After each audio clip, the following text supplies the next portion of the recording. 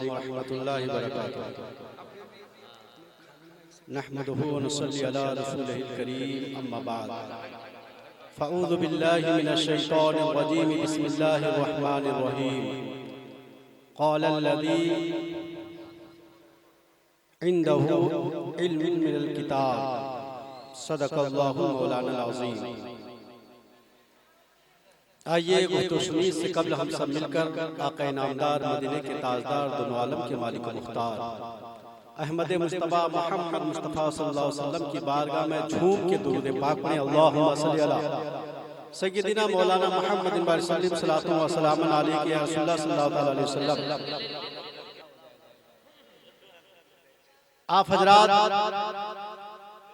और हजरत दीवान अबू तालिब रहमतुल्लाह अलैह के महफिल में बैठे हैं। 90 सदी की बात है।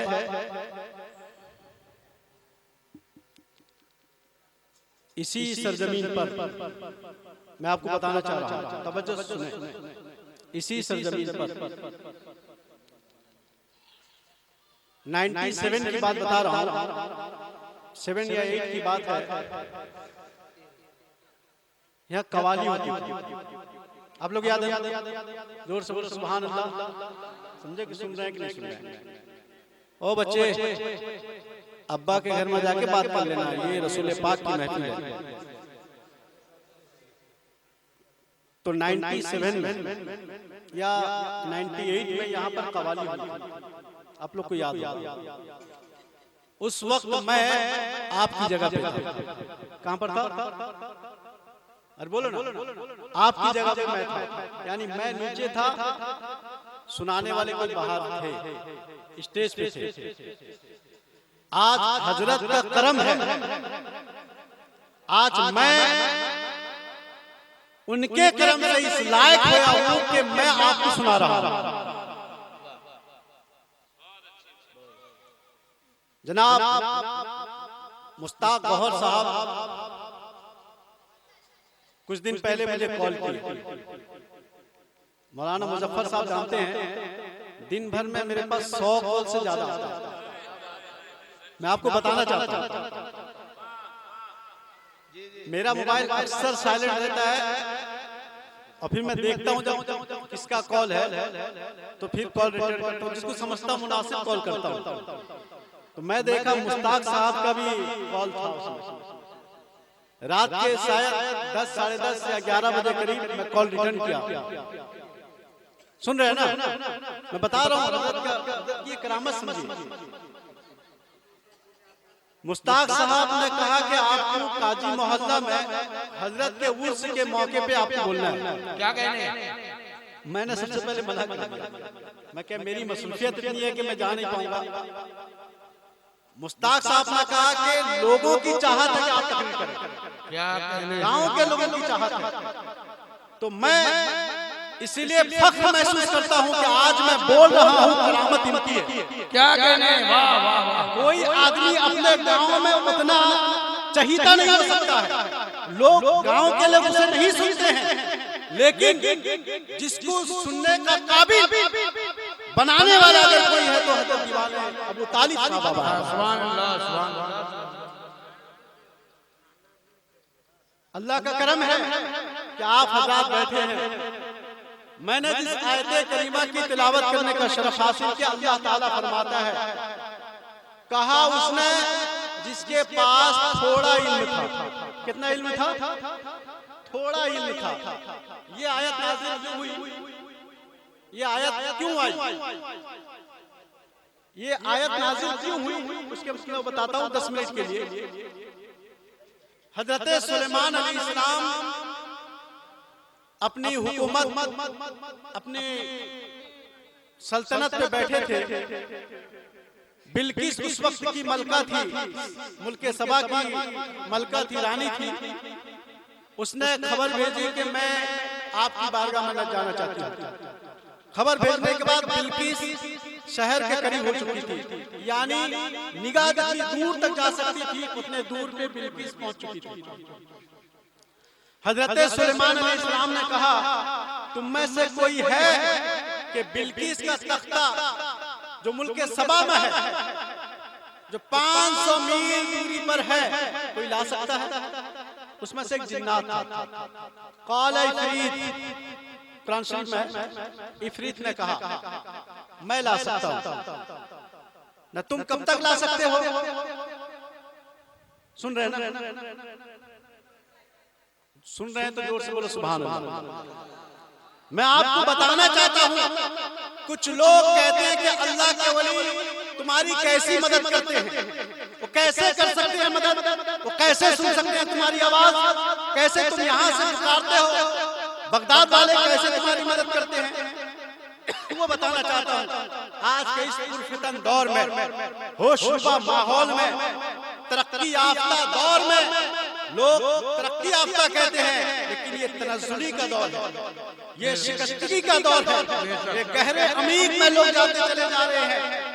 लोग कल इल्म हासिल करते थे, मोहब्बत पैदा होती थी, इल्म के जरिए से उल्फत पैदा होती थी, इल्म के जरिए से भाईचारगी पैदा होती थी। आज इल्म के जरिए से बम डाला जाता है, इल्म के जरिए से लोगों को तबाह करने का तरीका पैदा किया जाता है, इल्म के जरिए से आज लोग एक दूसरे को किस तरह नीचे करने का जो तरीका है, उसको राइज करने का तरीका इल्म सिखा रहा है। यानी पता क्या चला, आज हमने साइंस को सब कुछ मान लिया, साइंस ने हमें अकल का घोड़ा दौड़ाया। साइंस के पढ़ने वाले स्टूडेंट कहते हैं ये कैसे हो सकता है, बगदाद में रहने वाला गौसे आजम कैसे ये भद्रक की सरजमीन से पुकारने वाले गरीब के बात को कैसे सुन सकता है, ये कभी मुमकिन नहीं हो सकता। साइंस ने अकल का घोड़ा दौड़ाया, पढ़ने वाले ने सोचा हाँ ऐसा कभी नहीं हो सकता कि गौसे आजम सुन सकते हैं, कभी ऐसा हो नहीं सकता कि ख्वाजा की नवाज मदद कर सकते हैं, कभी ऐसा हो नहीं सकता कि हजरत दीवान मूसा, हजरत दीवान अबू तालिब आपकी मदद कर सकते हैं। ये अकल का घोड़ा दौड़ाकर, ये साइंस के स्टूडेंट ने अकल का घोड़ा दौड़ाया, अकल के घोड़ा इस तरह दौड़ाया, बेईमान हो गए, नबी के और वली के करामात से करामात के मुनकिर हो गए। आखिर आस्ते आस्ते वली के दरबार से दूर हो गए, नबी की मोहब्बत से दूर हो गए। हुआ क्या, आखिर वो दहरिया हो गए, यानी कहने लगे साइंस जो अपने अकल में जो सोचती है, जो अकल जिसको कबूल करती है, वही बात सच है। दुरूद पाक अल्लाहुम्मा सल्ली अला सय्यदिना मौलाना मुहम्मद बारिक सल्लल्लाहु अलैहि वसल्लम अलैहि या रसूलुल्लाह सल्लल्लाहु अलैहि वसल्लम। करामत किसको कहते हैं? मा युजूब बिही अकल, यानी जिसको अकल कबूल न कर सके उसी को करामत कहते हैं। क्या कहने वाह, किसी अल्लाह के वली से कोई ऐसी बात साबित हो जाए जिसको अकल कबूल न कर सके उसी को करामत कहते हैं। जिसको कबूल कर ले तो वो करामत नहीं है। अब सुनो, हजरत सुलेमान अलैहिस्सलाम कहने लगे है कोई जो बिल्किस का तख्ता मुल्क सबा से लेकर आ जाए। मैं कहना चाहूंगा आपको कि आप सच्चे दिल से अल्लाह के वली की बारगाह में इल्तिजा कीजिए, मांगिए, फिर देखिए अल्लाह के वली तुम्हारी कैसी मदद करते हैं। तो जिन्नात खड़ा हुआ, कहने लगा क़ाल इफ़रीत, कहने लगा इफ़रीत, उसका नाम था इफ़रीत। जिन्नात का क्या नाम था? इफ़रीत। इफ़रीत कहने लगा मैं लेकर आ जाऊंगा। बोले तुम कब तक लेकर आओगे? बोले कि आपकी मजलिस बर्खास्त होने से पहले। मजलिस कब तक बर्खास्त होती थी? सुबह में बैठते थे, जोहर के वक्त में उठते थे, इतना लंबा टाइम था। क़ाल सुलेमान, हजरत सुलेमान अलैहिस्सलाम ने कहा नहीं, ये तो बहुत लंबा टाइम हो गया। है कोई बिल्किस का तख्ता लेकर आए? बिल्किस का तख्ता छोटा मोटा तख्ता नहीं था, 60 गज चौड़ा और 80 गज लंबा तख्त था। उसमें हीरे थे, जवाहरात थे। स्टेज ज्यादा से ज्यादा 12 का होगा, 60 गज चौड़ा और 80 गज लंबा, कितना बड़ा तख्ता होगा। उसको फिर लाना है। तो इतने में वहां पर एक अल्लाह का वली था, जोर से बोले सुभान अल्लाह, जिसका नाम था आसिफ बरखिया। अल्लाह का वली था। वो किस दौर का वली था? हजरत सुलेमान अलैहिस्सलाम के जमाने का वली था। इस जमाने का वली नहीं, उस जमाने का वली है। और तमाम नबियों में सबसे अफजल नबी मेरा नबी है। सबसे आला वाला हमारा नबी, सबसे बाला वाला हमारा नबी। सारे नबियों में अफजल हमारे नबी हैं। और जितने नबी आए उन नबियों के जितने औलिया किराम हैं, उन औलिया किराम में सबसे अफजल औलिया मेरे नबी के दौर के औलिया हैं। मेरे नबी के जमाने के औलिया हैं। तो हजरत सुलेमान अलैहिस्सलाम के दौर के वो नबी ओली थे जिनका नाम था आसिफ बरखिया। क्या कहने लगे? अना आतीका, मैं लेकर आ जाऊंगा बिही, उसको, किसको? तख्ता। तो हजरत सुलेमान अलैहिस्सलाम से कहने लगे कब तक लेकर आओगे? कबला यरतद्दा,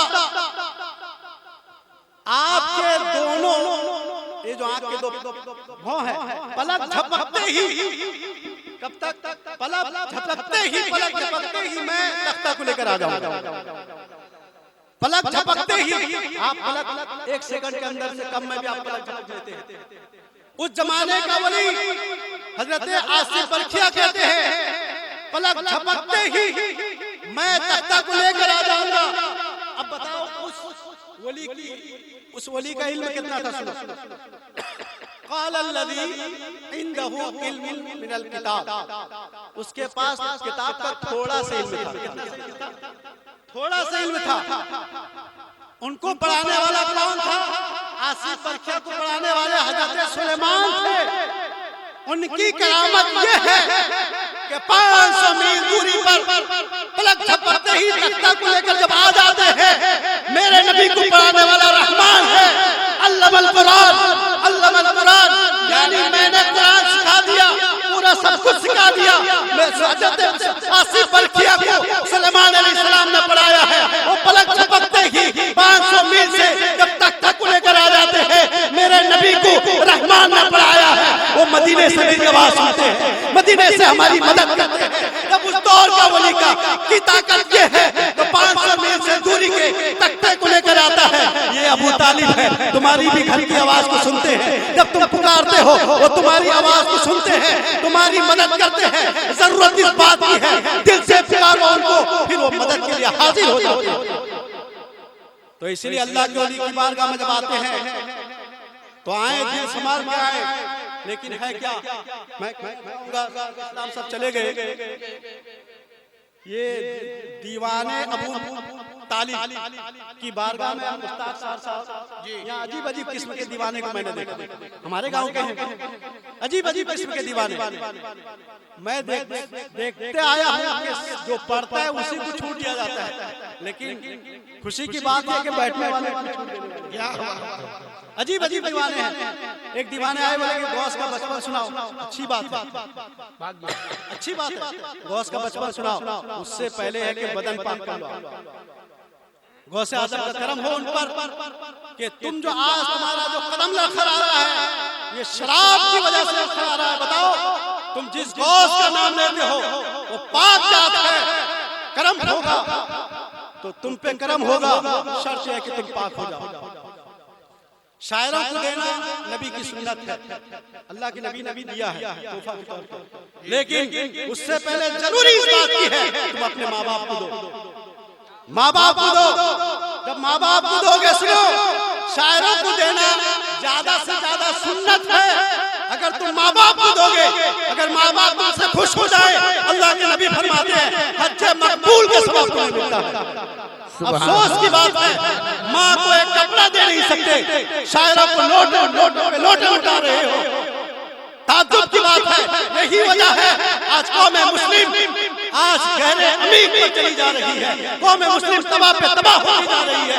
वजह वो है कि सबसे पहले शर्त यह है कि नमाज के बाद, रोजे के बाद अल्लाह के नबी ने फरमाया, कुरान मजीद में खुद कुरान मजीद में अल्लाह ने फरमाया वहसन बिल वालिदैन, अपने माँ बाप के साथ हुस्न सलूक। लेकिन है क्या, तुम गैरों पे लुटाते हो, माँ बाप को भूखा रखते हो। याद रखो अल्लाह अकबर या रसूल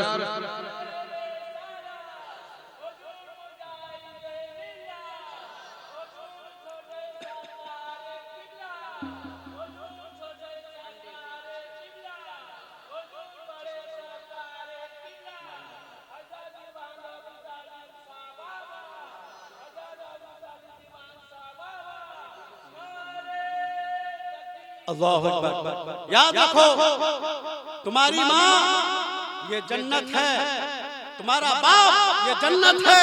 क्या कहने? सबसे पहले माँ बाप को खुश कर लो, फिर देखो।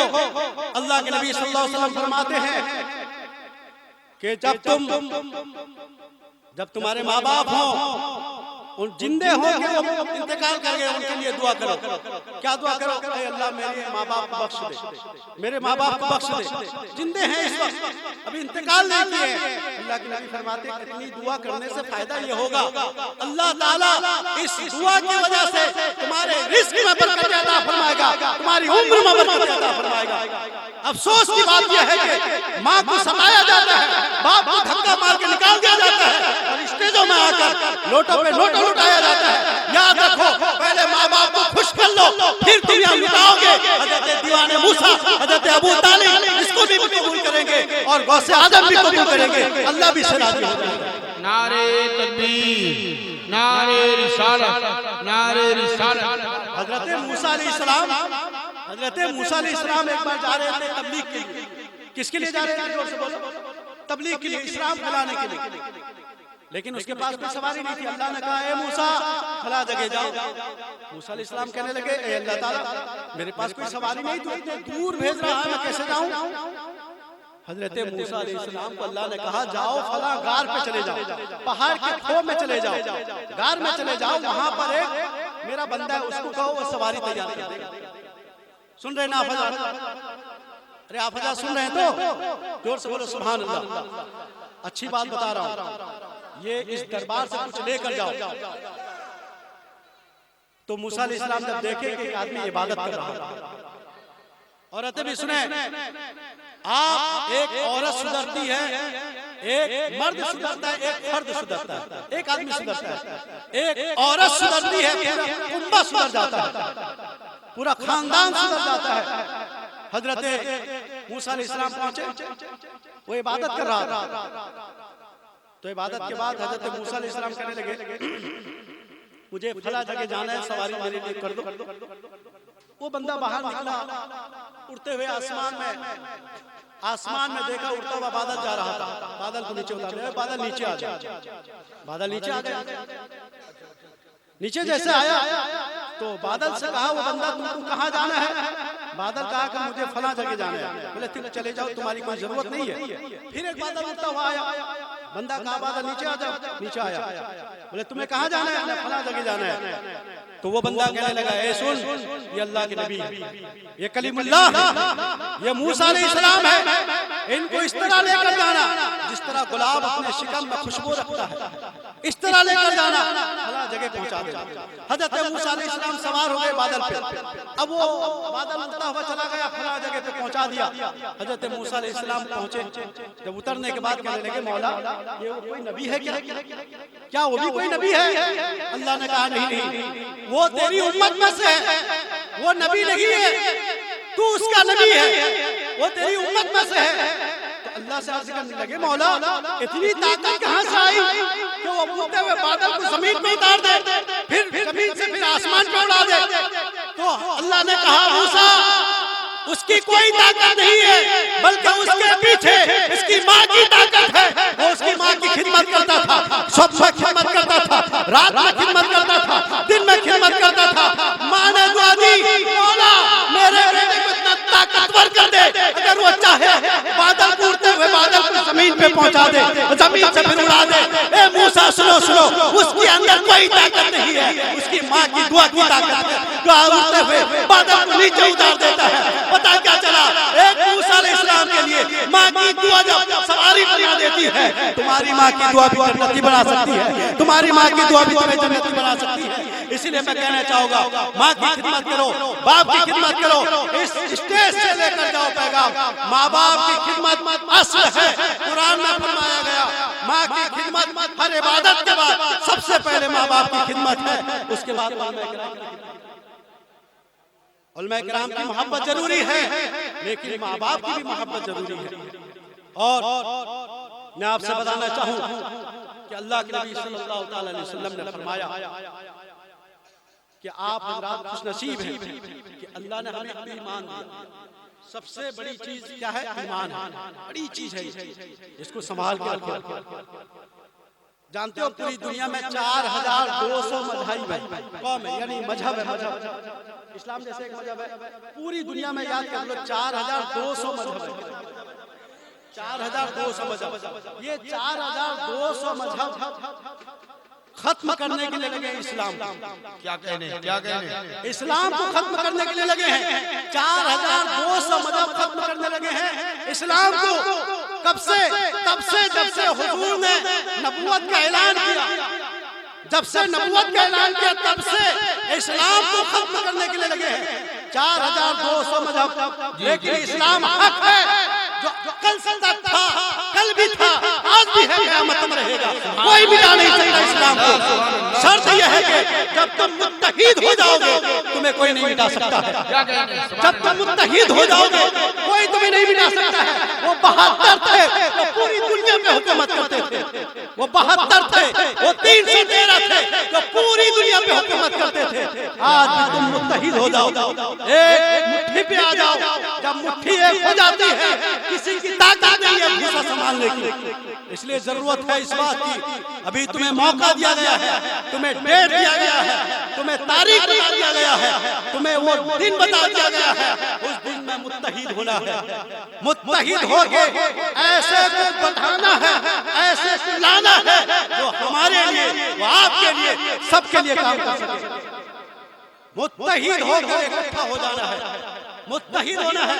मैं औरतों से भी कहूंगा, मैं मर्दों से भी कहूंगा, ये रुपया ये हाथों का मैल है। आज मेरे पास है तो कल आपके पास होगा, ये खत्म हो जाएगा। ये 500 में आपका सर 500 का सर नहीं है। अगर 500 का सर होता तो करबला में मेरे इमाम हुसैन अली असगर को नहीं कुर्बान करते, अली अकबर को नहीं कुर्बान करते, बल्कि इमाम हुसैन ने कुर्बान करके शहीद करके बता दिया, ये दौलत के पुजारियों, ये दौलत से सर पिटता नहीं है, सर तो झुकेगा, रब की बारगाह में झुकेगा। इसीलिए तुम दौलत के चक्कर पे मत आकर किसी की दौलत लेकर अपने हाथ को किसी के हाथ में मत देना। चुन लो, इकट्ठा हो जाओ। ये 500 कीमत कुछ नहीं है, ये हजारों की कीमत कुछ नहीं है। तुम्हारी अहमियत को अब लोग समझ गए हैं कि मुसलमान का सर बिकता है, मुसलमान का हाथ बिकता है। तुम इमाम हुसैन के दीवाने हो। करबला में इमाम हुसैन ने कहा ये न सर बिकेगा न हाथ बिकेगा। तो आज भी तुम बता दो ये हाथ बिकने वाला नहीं है, ये सर बिकने वाला नहीं है। हम ऐसे दौलत को ठुकरा देते हैं। जब मक्का में हुजूर की बारगाह में आए थे, अबू जहल का लश्कर आया, कहा कि मोहम्मद तुम इस्लाम की तबलीग छोड़ दो, चाहो तो हम अरब की खूबसूरत लड़की से तुम्हारी शादी करा दें।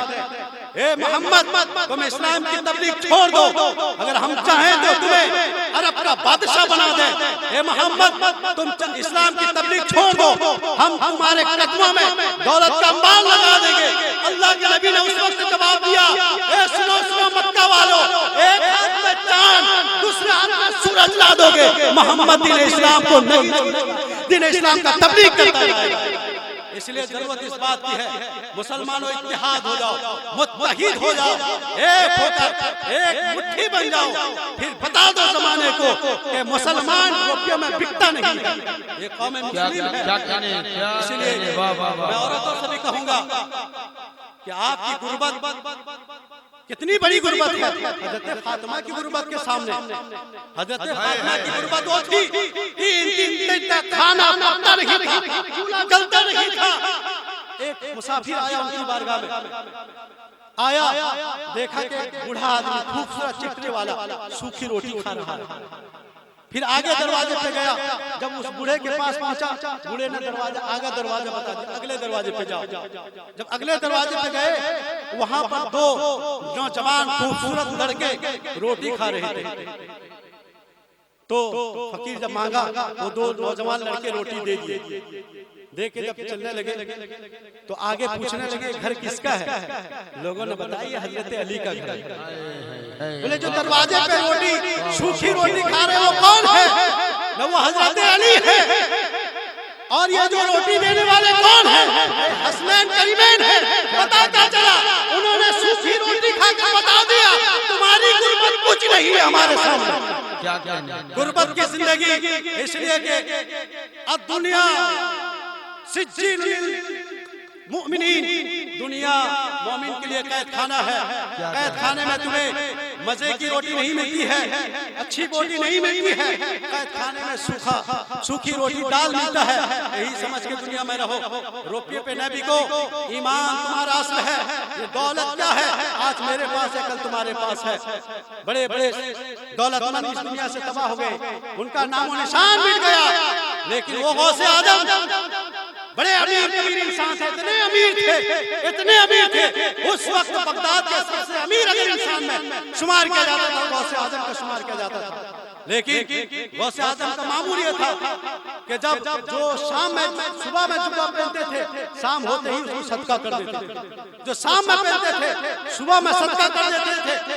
लंगर लुटाते थे, इसलिए लुटाते थे कि मेरी दौलत मेरे लिए नहीं है, गरीबों के लिए है। इसलिए तुम गरीब का पेट भरो, अल्लाह ताला तुम्हारे घर को भर देगा।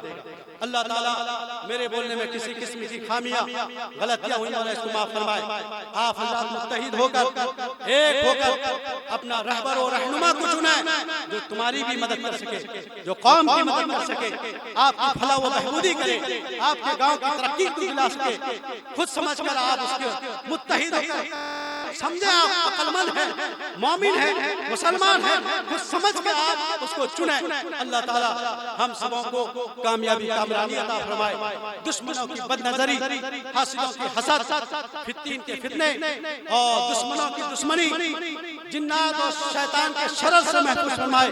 अल्लाह ताला हम सबों को नेक काम करने की तौफीक अता फरमाए। अस्सलाम वालेकुम।